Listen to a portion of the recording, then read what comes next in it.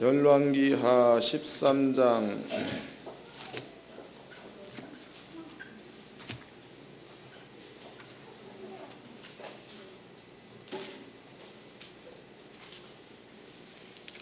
20절로부터 21절까지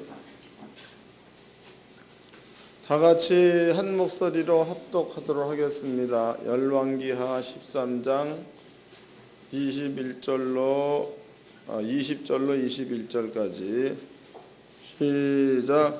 엘리사가 죽음에 장사하였더니 해가 바뀜에 모압 적당이 지경을 범한지라. 마침 사람을 장사하는 자들이 그 적당을 보고 그 시체를 엘리사의 묘실에 들이던지매 시체가 엘리사의 뼈에 닿자 곧 회생하여 일어섰더라. 아멘. 여러분께 오늘 들려드린 그 말씀의 제목은요, 시체와 부활입니다. 시체와 부활. 제가 다시 한번 차근차근 읽어드리도록 하겠습니다.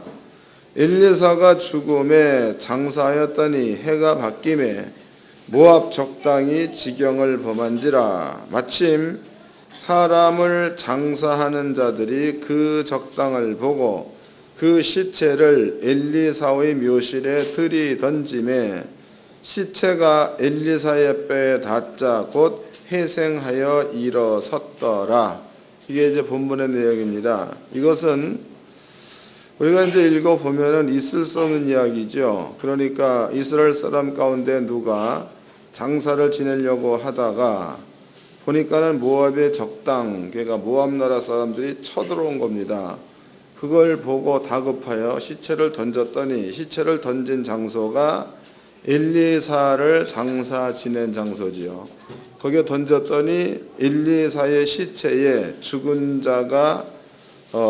자의 시체가 닿자마자 부활했다. 그런 뜻입니다. 여러분께 이 부분들을 설명을 해드릴 겁니다. 그래서 하나님께 성도님들은요, 마음 가운데 불안함이 있다, 두려움이 있다, 이럴 때에 이 말씀을 잘 깨닫고 꼭 그 즉시로 스스로 해결을 하시기를 바랍니다. 또 이제 사람은 가지고 있는 기본 양심이 있다고 얘기하죠. 양심. 그런데 예수를 믿는 것에 대해서는 양심을 따라가지 말고 믿음을 따라가야 돼. 이게 무슨 얘기냐면, 제가 이제 그 전도를 쭉 하다 보면 이런 얘기를 합니다. 할아버지들이 예수님께서 할아버지 죄를 가지고 갔으니까 그 사실만 믿으면 천국 갑니다. 그러면 노인의 대답이 미안해서 어떻게 해줘 이런다고. 그건 양심이야. 양심. 믿음이라는 것은 미안할지라도 예수께 주어야 구원이 있는 거죠. 그래서 여러분들은 양심을 쫓지 말고 구원에 있을 만큼은 믿음을 쫓기를 바랍니다.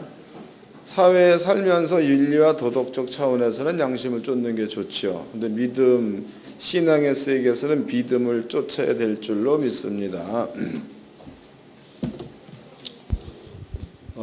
이제 그 본문의 내용은요, 엘리사의 시체에 죽은 시체를 던졌더니 살아났다. 이렇게 이제 기록되어 있습니다. 근데 이 부분들을 이제 우리 하나님께 성도님들은 이 부분들을 그냥 단순하게 죽은 시체에 죽은 시체가 부대쳤더니 살아났다 이거보다도 뭔가 이제 성경적으로 폭넓은 것을 이해를 좀 해야 되겠죠. 이해. 그럼 먼저 죽음이라는 게 뭔가 이것부터 한번 살펴보도록 합시다. 죽음이 뭔가. 물론 죽음이라는 것은 간단히 얘기하면 목숨이 끊어지는 것을 죽음이라고 하지요. 죽음. 그런데 이 죽음은 단순하게 목숨만 끊어진다, 이것이 죽음이 아니라는 거죠. 이것도 죽음이지만 이것 말고도 다른 죽음이 또 있다는 겁니다. 찾아보자고. 여기는 이제 접어놓으세요. 접어놓으시고 창세기입니다. 창세기 2장을 보겠습니다. 창세기 2장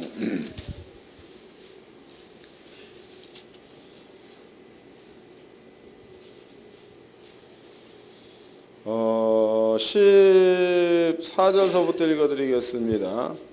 셋째 강의 이름은 히데겔이라 아스루 동편으로 흐르고 넷째 강은 유브라데더라. 여호와 하나님이 그 사람을 이끌어 에덴 동산에 두사 그것을 다스리며 지키게 하시고 그랬죠. 창세기 1장입니다. 26절. 하나님이 가라사대 우리의 형상을 따라 우리의 모양대로 우리가 사람을 만들고 그로 바다의 고기와 공중의 새와 육축과 온 땅과 땅에 기는 모든 것을 다스리게 하자 하시고 하나님이 자기 형상 곧 하나님 형상대로 사람을 창조하시되 남자와 여자를 창조하시고 그랬죠. 그러면 창세기 1장이야. 창세기 1장 26절 말씀에서는 하나님의 형상의 모양대로 사람을 창조를 했다라고 나와 있지요. 왜 창조했느냐? 하나님께서 창조해 놓은 모든 세계를 그 사람으로 다스리게 하기 위해서 이렇게 나와 있다고. 다스리게 하기 위해서. 또 이제 창세기 2장 14절 말씀은 그런 거지요. 하나님께서 아담을 만드시고 동방의 에덴 동산을 창설하시고 그리고 아담한테 복을 주죠. 아담 너는 에덴 동산을 다스려라. 그러면 에덴 동산을 지키라 이런 말을 했다고. 지키라. 다시 읽어보자고. 이 지키란 말이 매우 중요하다고. 14절입니다. 셋째 강의 이름은 히데겔이라 아스루 동편으로 흐르며 넷째 강은 유브라데더라. 여호와 하나님이 그 사람을 이끌어 에덴 동산에 두사 그것을 다스리며 뭐 했다는 거예요? 지키게 하시고. 이 지키다라는 얘기는 파수 본다와 같다고. 지키다. 군대에서도 보초를 잘못 쓰면 지킴이를 잘못하면 감방가지요.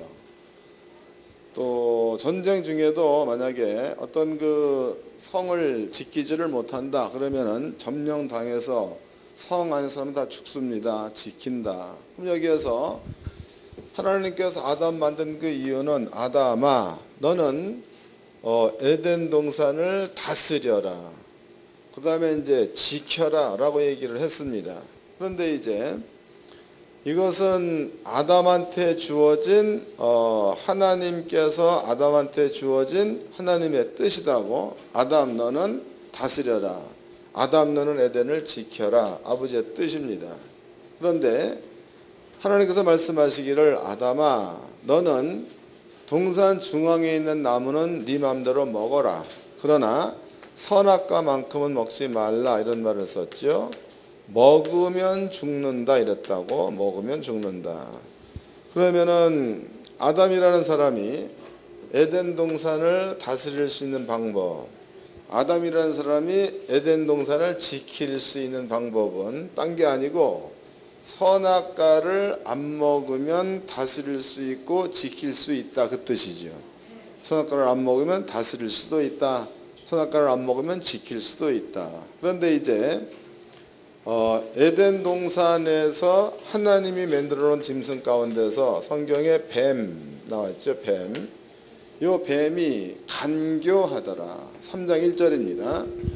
여호와 하나님이 지으신 들짐승 중에 뱀이 가장 간교하더라. 여기에서 간교라는 그 단어의 뜻이 여러 가지가 있는데 그 중에서 한 가지만 얘기해 드리겠습니다. 간교하다. 그 얘기는 간악하고 교활하다. 그러니까 간악하고 교활하다의 뜻을 여러분들은 그 사극 같은 것들을 보게 되면 간신들이 이런 일들을 많이 하죠. 자기 속에 다른 마음을 품고 있으면서 왕 앞에서는 왕의 마음을 흡족해 주는 그런 말로 그렇게 하죠.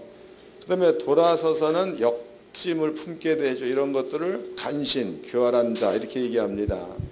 그래서 하나님이 만드신 들짐승 가운데서 뱀이 간교하더라 이랬다고. 간교하더라. 이제 이 뱀이 아담의 부인 하와를 유혹을 해서 하나님이 먹지 말라라고 얘기한 선악과를 먹게 만들었죠. 하와가 그것을 먹고 자기의 남편 아담한테도 주어가지고 선악과를 먹게 하였습니다.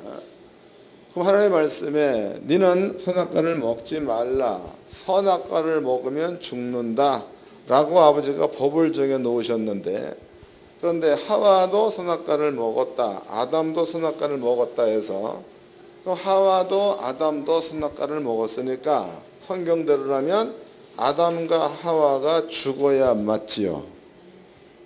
근데 아담과 하와가 죽었습니다. 죽었다고. 그런데 문제는 아담과 하와만 죽었다가 아니고 에덴 동산 자체가 죽은 거지. 이해되세요? 다시 설명해 드리겠습니다. 여기 이제 에덴 동산에 있습니다. 에덴 동산. 에덴 동산에는 여러 가지 아버지가 짐승도 갖다 놓았다고. 또 여기에는 각종 나무도 있죠. 그 다음에 채소도 난다고 나와 있죠. 열매도 맺는다고 나와 있다. 열매. 그런데 에스겔서를 본다면은 나무가 열매를 맺는 데에 에스겔서에서는 다달이 새로운 열매. 그랬으니까 이 말은 우리의 그 시간대로라면 1년 내내 열매가 끊임없이 달린다, 그런 얘기다고. 그런데 이제 이러한 장소가 에덴입니다. 에덴. 하나님께서 아담에게 아담아 이것을 다스려라 그랬죠. 그 다음에 아담아 이것을 지켜라 그랬다고. 근데 아담이 선악과를 먹음과 동시에 다스릴 수 없는 자가 되어버렸고, 선악과를 먹음과 동시에 에덴 동산을 지킬 수 없는 자가 되었다고. 그러면 이제 지킬 수 없다는 그 말은 적이 쳐들어왔다 그 말이고, 처음에는 적이 에덴 동산을 점령을 못했죠. 적이 쳐들어왔다. 다스리지 못했다 그 얘기는 짐승도 나무도 열매도 이때부터는 아담 말을 듣지 않는다 이 얘기다고. 세월이 지난 다음에 이제는 오히려 호랑이 사람 잡아먹지요. 악어도 사람을 잡아먹지요. 근데 아담이 다스릴 때는 호랑이가 사람을 잡아먹으려고 하면은 맞박 한 번 때려버리면은 안 잡아먹었다고. 차원이 다른 겁니다. 그래서 하나님께서 아담아 에덴 동산을 다스려라, 에덴 동산을 지켜라 명하셨는데요. 아담과 하와가 선악과를 먹자마자 에덴 동산에 이변이 생겼는데 그때서부터 에덴 동산의 모든 짐승들은 아담 말을 듣지 않았다. 또 그때부터 에덴 동산에는 아담이 에덴 동산을 지키게 되면 성령과 천군과 천사가 가득한 곳이 에덴 동산인데, 아담이 지키라 해서 못 지켰죠. 그랬더니 반대로 사망, 마귀나 사단 이런 것들이 에덴 동산을 점령하게 된 거죠. 못 지켰다. 이게 죽음이라는 것은요, 아담이 목숨이 끊어지는 것도 죽음이고, 에덴 동산이 본래의 모양을 잃어버리고 다른 것들이 에덴 동산에 들어가 가지고 에덴 동산을 점령한 이것도 죽음이다고. 죽음 알았어요? 두 가지 설명. 죽음, 하나는 목숨 끊어지는 거, 하나는 이제 이렇게 에덴 동산 자체가 사망의 세계로 떨어진 거, 이것을 죽음이라고 합니다. 이거 무지 중요한 거다고. 이거 기억해 놓으세요. 이제 읽어보자고. 다시 창세기 2장입니다 14절. 셋째 강의 이름은 히데겔이라 아스르 동편으로 흐르고 넷째 강은 유브라떼더라. 하나님이 그 사람을 이끌어 에덴 동산에 두사 그것을 다스리며 지키게 하시고, 다스리며 지키게 하시고. 3장입니다 1절. 하나님이 지으신 들짐승 중에 뱀이 가장 간교하더라. 뱀이 여자에게 물어가로되 하나님이 참으로 너희들어 동산 모든 나무의 실과를 먹지 말라 하시더냐. 여자가 뱀에게 말하되 동산 나무의 실과를 우리가 먹을 수 있으나 동상 중앙에 있는 나무의 실과는 하나님 말씀에 너희는 먹지도 말고 만지지도 말라, 너희가 죽을까 하노라 하셨느니라. 뱀이 여자에게 이르되 너희가 결코 죽지 아니하리라. 너희가 그것을 먹는 날에는 너희 눈이 밝아 하나님과 같이 되어 선악을 알 줄 하나님이 아심이니라. 이 교활한 거지. 이것은 간교하고 교활하다. 6절. 여자가 그 나무를 본즉 먹음직도 하고 보암직도 하고 지혜롭게 할 만큼 탐스럽기도 한 나무인지라. 여자가 그 실과를 따먹고 자기와 함께한 남편에게도 주매 그도 먹은지라 그랬으니까 이제 여자와 남자가 선악과를 먹었다고. 그럼 성경은 네가 선악과를 먹으면 죽는다 그랬으니까 여자와 남자한테 죽음이 찾아왔다. 또 환경입니다. 에덴 동산에도 죽음, 사망이 쳐들어와서 에덴 동산을 점령해 버렸죠. 죽음이라는 것은 두 가지. 근데 아까 이제 보니까 엘리사의 시체야. 엘리사의 시체에 여기에 사람 죽은 것을 집어넣었더니 엘리사의 시체에 그 죽은 시체가 닿자마자 그 사람이 살아났다. 이렇게 나와 있다고. 살아났다. 그렇다면은요, 이 말은 열왕기하 13장에 뜬금없이 나온 두 절이야. 열왕기하 10장 무슨 어떤 그 전후 이런 것들이 설명이 되어 있지 않고 모압의 나라 사람들이 쳐들어왔다. 장사 지내서 보고 두려워해서 던졌다. 시체가 일어났다. 그리고 그 뒤에는 다른 말이다고. 이상한 거죠. 한 가지 중요한 것은 엘리사야. 엘리사는 선지자. 또 성경에서는요, 엘리야가 있고 엘리사가 있고 또 사무엘도 있습니다. 그런데 선지자들에게는 세 가지의 직책이 거의 들어있죠. 그러니까 엘리야도 갈멜산에서 제사 드렸죠. 번제. 하늘에서 불이 내려와서 번제물을 태웠습니다. 이 얘기는 엘리야 역시도 제사를 드렸으니까 제사장 직분이 있다는 거죠. 또 이제 엘리야입니다. 엘리야가 성경에 보니까 엘리야가 기도하니까 하늘에서 비가 멈추기도 하고 엘리야가 기도하니까 하늘에서 비가 내리기도 했죠. 여기는 선지자로서의 능력도 엘리야한테는 있었다. 그런 뜻이다고. 또 성경에 보니까 엘리야입니다. 엘리야가 이스라엘 민족의 왕을 좌지우지했죠. 그래서 아합 왕 보고 아합 큰 비의 소리가 있으니까 우비를 준비해서 내려가라. 이런 말이라든가 또 이세벨을 향하여 너는 패역한 여자다. 우상숭배한 여자다. 그러므로 네 시체를 개가 먹을 거다. 네 피를 개가 핥을 거다. 이런 이야기라든가 이런 것으로 보았을 때에 엘리야에게는 왕적인 권세도 있었다. 그 말이다. 구약 성경에서 사무엘도 마찬가지, 엘리야도 마찬가지, 엘리사도 마찬가지입니다. 그들한테는 이런 그 세 가지의 직분이 주어져 있다는 거죠. 그럼 엘리야의 제자가 엘리사입니다. 엘리사가 죽었습니다. 죽은 그 시체에 시체가 닿았더니 시체가 부활했다, 살아났다 라고 나와 있고 엘리사 직분 역시도 성경도 살펴보았더니 이 세 가지의 직분이 엘리사한테도 있었다는 겁니다. 요게 이걸 기억해 놓으세요. 그 다음에 이제 신약 성경입니다. 신약 성경. 이 신약 성경은 여러분들이 깨달아야 될 부분이라고 요한복음 6장을 보겠습니다. 6장.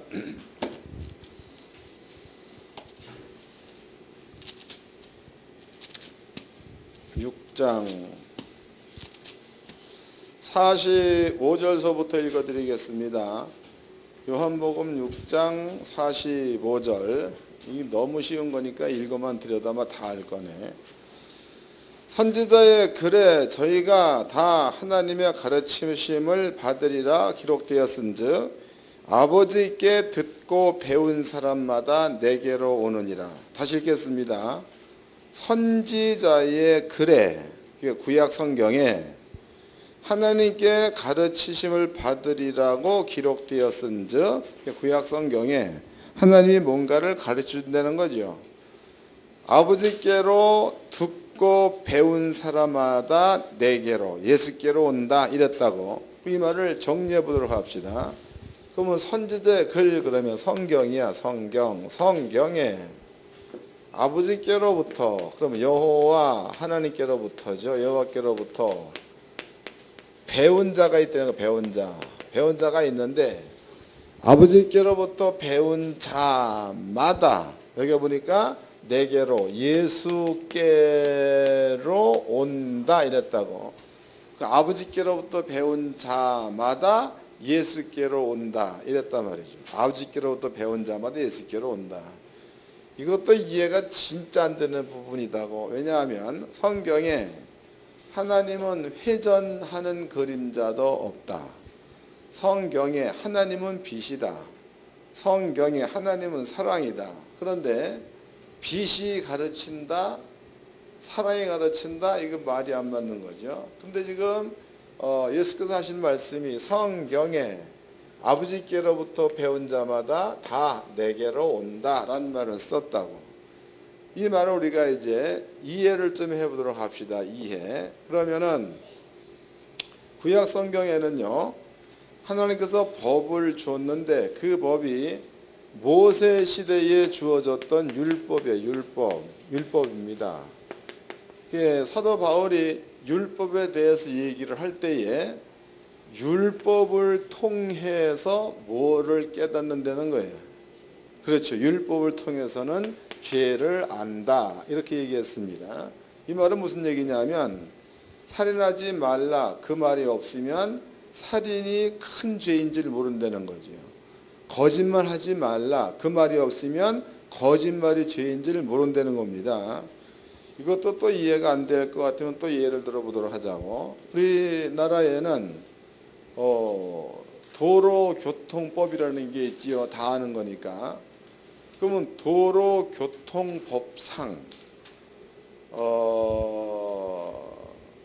중앙선을 넘어가면 벌금이 있다라고 기재되어 있다고.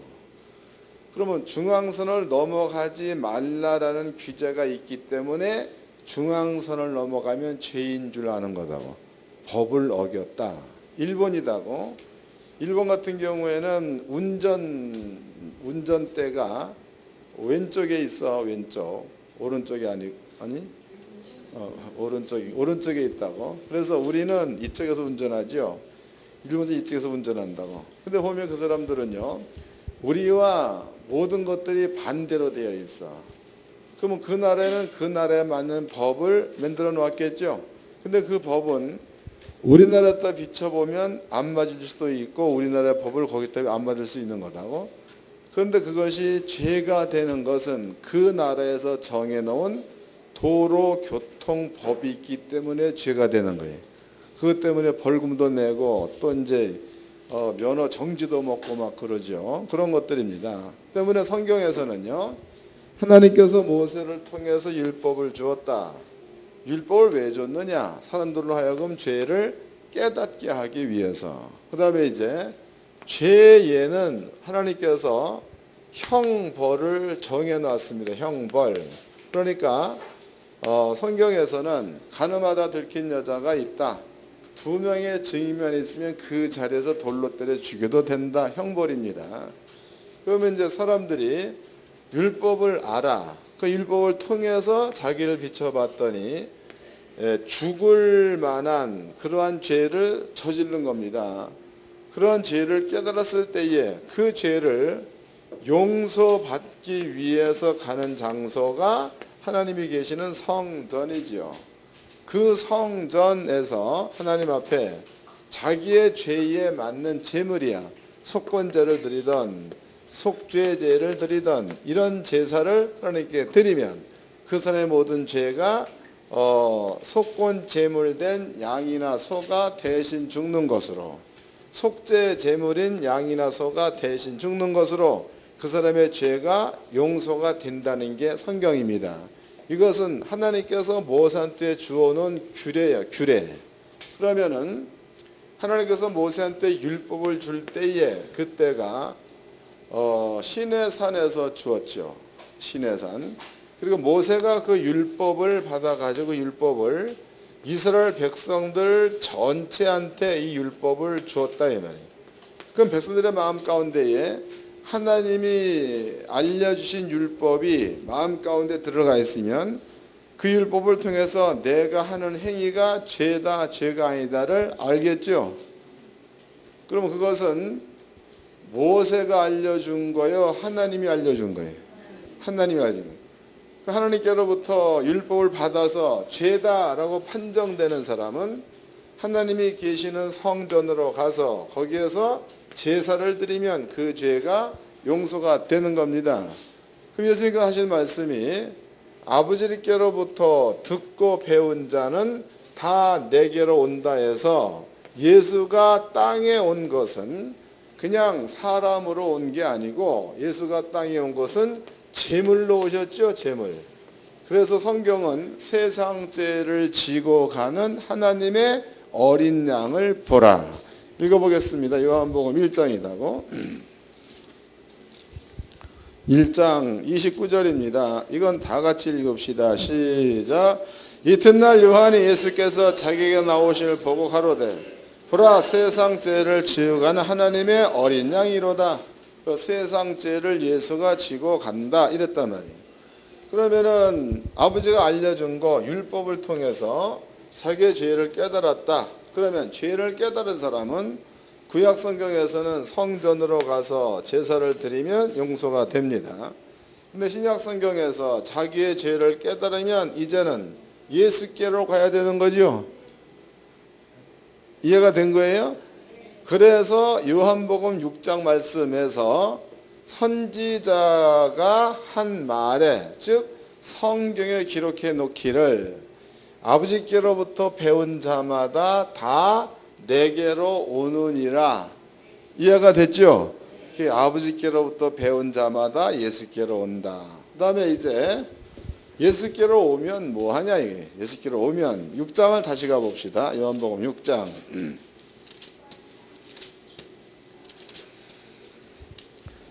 6장 45절서부터 읽겠습니다. 선지자의 글에 저희가 다 하나님의 가르치심을 받으리라 기록되었은즉 아버지께 듣고 배운 사람마다 내게로 오느니라. 이는 아버지를 본 자가 있다는 것이 아니라 오직 하나님에게서 온 자만 아버지를 보았느니라. 진실로 진실로 너희에게 이르노니 믿는 자는 영생을 가졌나니 내가 곧 생명의 떡이로라. 너희 조상들은 광야에서 만나를 먹었어도 죽었거니와 이는 하늘로서 내려온 떡이니 사람으로 하여금 먹고 죽지 아니하게 하는 것이라. 나는 하늘로서 내려온 산 떡이니 사람이 이 떡을 먹으면 영생하리라. 나의 줄 떡은 곧 세상의 생명을 위한 내 살이로라 하시니라. 그랬으니까 그럼 예수께로 온 자는 뭘 얻는 겁니까? 영생을 얻는다. 부활한다. 그런 뜻이죠. 부활한다. 여러분들 앞에 이제 요한복음 6장의 이야기를 설명해 드렸고 여러분들은 이걸 깨달았습니다. 여러분들은요 죄로 인해서 오는 것은 형벌입니다. 여러분들이 예수를 믿어서 그 죄를 용서받았으면 그러면 여러분들은 부활. 그럼 여기에서 예수를 믿는데 뭘 믿느냐? 예수를 믿는데 그 예수를 믿는 그 방법은 예수가 우리 죄를 가지고 십자가에 죽었다를 믿는 거죠. 그러니까 엘리사 혹은 엘리야 혹은 사무엘 여러분께 설명해 드렸습니다. 그들한테는 이 세 가지의 직분이 그들한테 있었던 것처럼 신약 성경에서도 예수님은 왕으로 왔다. 예수님은 선지자로 왔다. 예수님은 제사장으로 왔다라고 표현되어 있습니다. 그런데 그 예수님의 죽음을 믿는 예수님의 죽음을 마음 가운데 받아들인 이러한 자들은 예수님께서 말씀하시기를 그 사람들한테는 부활, 영생을 준다 그랬습니다. 영생을 준다. 그러면 그 영생은 아까 여러분께 설명해 드렸듯이 죽음에는 두 종류. 하나는 사람이 자기의 목숨이 끊어지는 거. 또 하나는 에덴 동산에 사망의 세기가 찾아왔을 때 죽음 두 가지를 얘기를 했습니다. 그렇다면요, 여러분들이 예수를 믿어버리면 여러분만 영생하는 게 아니고 여러분들의 주변의 환경도 부활로 바뀌어야 맞지요. 이게 맞는 겁니다. 이걸 꼭 믿으시길 바랍니다. 세 번째, 이건 결론적인 부분인데 이거 무지 중요해. 진짜 중요하다고. 이게 잊어먹으면 안 됩니다. 그리고 생활 가운데 늘 적용을 시켜야 할 줄로 믿습니다. 그 다음에 이제 이거 여러분께 문제를 낼 테니까 맞추면은 상급을 줘야 되나 말아야 되나 하여튼 뭐 이거 못 맞추면 바보야. 그러니까 안 줘. 그러니까 하나님께서 사람 만들었죠. 사람. 아담을 딱 만들었습니다. 아담만 만들었어? 딴 것도 만들었어? 딴 거 뭐 만들었는데? 아담 만들 때는 아담만 만들었지. 아니야? 아담 만들 때는 아담만 만들었습니다. 그 다음에 사람 만들 때는 사람만 만들었다고. 그러면은 아담 속에다가 하나님이 암 만들어 놨나? 아니잖아. 또 하와 속에다가 간경화 만들어 놨나? 아니죠. 또 아담 속에다가 고지혈증 만들어 놨어? 아니잖아. 하와 속에다가 뇌경색 만들어 놨어? 아니잖아. 하나님께서 아담 만들었다, 하와 만들었다. 이것은요, 만들어 놓은 자체로 끝이야. 그 다음에 이제 아담한테 고지혈증이 들어왔다는 아담한테 있었던 거요, 바깥에서 들어온 거예요. 들어온 거. 다 마찬가지입니다. 여러분들이 질병은 다 마찬가지예요. 그 다음에 이제 에덴 동산에서의 열매는 한 달에 한 번, 그러니까 1년 내내 열매가 열린다 그랬다고. 그런데 사망이 들어오면서부터 1년 내내 열리던 열매가 이제는 1년에 한 번 열리는 것으로 바뀌어버렸죠. 그래서 이건 역시도 아버지가 처음 만들었을 때는 12달 내 열매가 있는 건데, 그런데 사망이 들어오면서부터 1년에 한 번 맺는 열매로 바뀌어버렸으니까 1년에 한 번 여는 것도 바깥에서 침범한 거지 에덴 동산 내에 있는 게 아니라는 겁니다.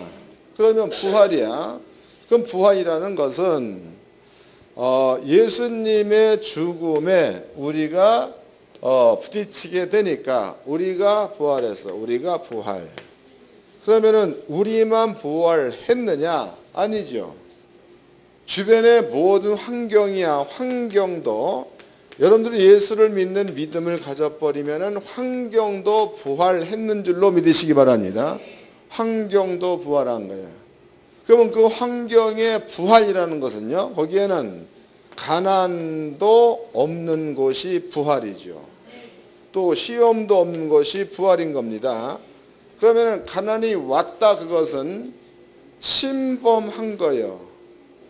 또 뭡니까? 시험이 왔다, 이건 역시도 침범한 거야. 내 게 아니다 이 말이지. 내 환경이 아니라는 겁니다. 그럼 여러분들은요, 이런 문제에 부딪혔을 때에 마음 가운데 믿음이 예수님의 죽음, 거기에다가 여러분들이 갖고 있는 이러한 가난 같은 것들을 부딪혀버리면은 부활, 가난이 변하여 부여로 바뀐다. 시험이 변하여 은혜로 바뀐다가 되는 거다고. 이거 쉽잖아요. 우리가 땅에 살면서 성경에 의인은 노력으로 산다는 말이 없어. 의인은 수고와 땀을 흘려야 산다, 이 말이 없다고. 그런데 죄인은 수고와 땀을 흘려야 산다로 나와 있어. 맞아? 읽어보자고. 창세기입니다. 창세기 3장입니다. 창세기 3장은 아담과 하와가 선악과를 먹고 난 다음에 쓰여진 글입니다. 17절부터 읽겠습니다. 창세기 3장 17절. 아담에게 이르시되 내가 내 아내의 말을 듣고 내가 너더러 먹지 말라 한 나무 실과를 먹었은즉 땅은 너로 인하여 저주를 받고 너는 정신토록 수고하여야 그 소산을 먹으리라. 땅이 내게 가시덤불과 엉겅퀴를 낼 것이라. 내 먹을 것은 밭의 채소인즉 내가 얼굴에 땀이 흘러야 식물을 먹고 필경은 흙으로 돌아가리니 그 속에서 내가 취함을 입었음이니라. 너는 헐기니 흙으로 돌아갈 것이라 하시니라 그랬습니다. 그러니까 수고와 땀을 흘려야 소산을 먹는다. 이 말은 아담이 선악과를 먹고 난 다음에 주어진 거다고. 아담이 선악과를 먹기 전에 주어진 것은 다스리라지 수고와 땀을 흘려서 먹으라가 아니다 이 말이에요. 그럼 부활했다는 그 얘기는요, 수고와 땀에서 벗어나서 의인은 믿음으로 말미암아 살리라 그랬으니까 수고와 땀을 흘려서가 아니고 믿음을 가지면 부요를 이뤄낸다 그 뜻입니다. 이거 어려운 거예요, 쉬운 거예요? 수고와 땀은 어렵죠. 수고와 땀, 노동을 해야 되는 거니까. 근데 마음 가운데에 예수님의 죽음 위에 가난을 부딪혀 버리면은 가난이 없어져 버리고 부요로 부활, 살아난다가 성경이니까 이 사실을 확실하게 마음가는 믿음으로 가져버리면은 여러분들 하고 있는 모든 일에 가면 갈수록 부요가 나타난다는 게 성경이다 이 말이에요. 쉬운 겁니다. 그래서 여러분들은요, 예수를 믿어서 내가 부활했다만 믿을 게 아니고 예수를 믿으니까 나도 부활하고 내 주변 환경도 부활되었다는 사실을 좀 깨닫고 믿으시기를 바랍니다. 이게 너무 중요한 거예요. 그리스도인들은 분명히 주께서 말씀하시기를 의인은 수고와 땀을 흘려서 소산을 먹어라. 이 말은 죄인에게 준 말이요. 그 다음에 의인은 믿음으로 말미암아 살리라 했으니까 믿음을 가지면 여러분들의 필요한 모든 지경이 넓어지고 여러분 것이 되는 줄로 깨닫기를 바랍니다. 그래서 주께서 말씀하신 게 그 얘기예요. 예수님께서 읽어보겠습니다.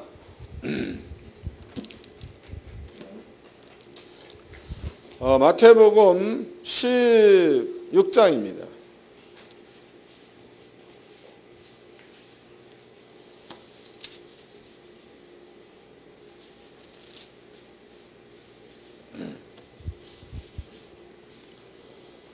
마태복음 6장인가?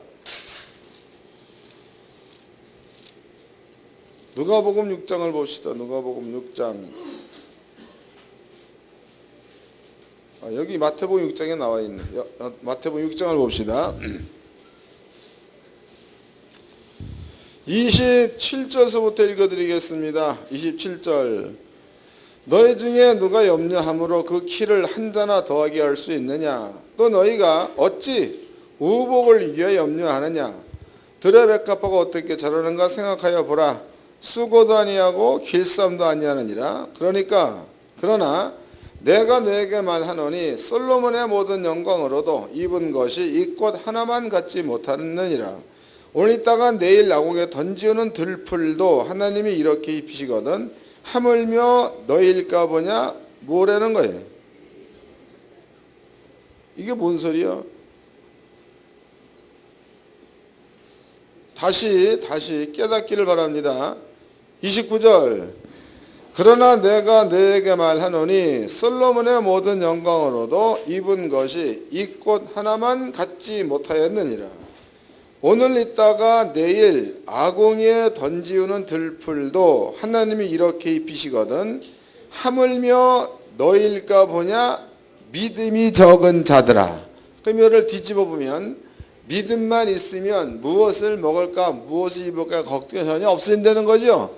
그 다음부터 누가 준대? 아버지가 계속 대준다 그 말이다고. 믿음이 있으면.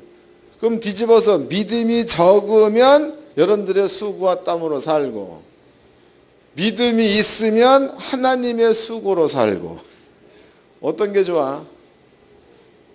나는 가만히 앉아서 아버지 갖다 주는 거 먹는 게 좋을 것 같아.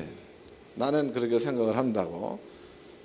근데 우리가 이제 성경의 논리적으로도 짚어보았더니 신앙인들한테는 이게 없는 말이 아니라 성경에 있는 말이니까 여러분들이 쫓아가야 될 부분들은 수고와 땀의 소산 이게 아니고 믿음으로 말미암아 살리라를 쫓아가는 게 내가 보기엔 맞는 것 같습니다. 여러분들은 꼭 믿음으로 살기를 주의 이름으로 축원합니다. 그래서 주께서 말씀하시기를 얘들아 들의 백합화를 보아라. 백합화 네가 길렀느냐? 아니라는 거죠. 공중에 나는 새를 보아라. 네가 길렀느냐? 아니라는 거죠. 들에 있는 백합화도 하나님이 길렀고 나는 새도 하나님이 기른다는 겁니다. 그러나 솔로몬의 영광이 아무리 좋다고 그래도 들에 있는 백합화 하나만큼 그 얘기는 하나님께서 소중히 기른 그것과 솔로몬이 가진 영광과 비교해 본다면 하나님이 관심을 가지고 길러놓은 백합의 영광이 솔로몬의 영광보다 크다는 거다고. 그 다음에 쓴 말이 하물며 너희는 예수를 믿는 자들이야. 너희일까 뭐냐? 믿음이 적은 자들아 했으니까 여러분들이 믿음만 가지고 있으면 아버지가 새나 들의 꽃을 기른 것처럼 아버지가 여러분들을 지키고 인도하는 줄로 깨닫기를 바랍니다. 그런데 믿음이 적은 자들에게 믿음이 없는 게 아니라 적으면 여러분들 마음 가운데 항상 염려와 근심과 걱정이 따라오게 돼 있어. 그것은 뭘로 사는 거야? 수고와 땀으로 사는 거예요. 그래서 믿음으로 살면 수고와 땀이 아닌 하나님의 은혜로 살게 되는 줄로 깨닫기를 바랍니다. 그래서 우리가 이제 본문의 말씀에서 시체에 엘리사의 시체에 죽은 자가 엘리사 시체에 부딪혔더니 그 시체가 일어났다. 이것은 열왕기하 13장의 2절로 기록되어 있는 이야기인데 그 내용 가운데는 이 엄청난 것들이 숨어 있다는 거지. 여러분들은요 평상시 생활 가운데서도 내가 구원받는 것도 당연한 거지만 생활 가운데 꼭 시체 예수의 죽음에 환경을 집어넣어서 여러분들은 환경마저 부활시키며 살 수 있는 복된 자가 되기를 주의 이름으로 축원합니다. 옆 사람과 인사 좀 합시다. 하나님의 복으로 삽시다. 한 번 더 합시다. 믿음으로 삽시다.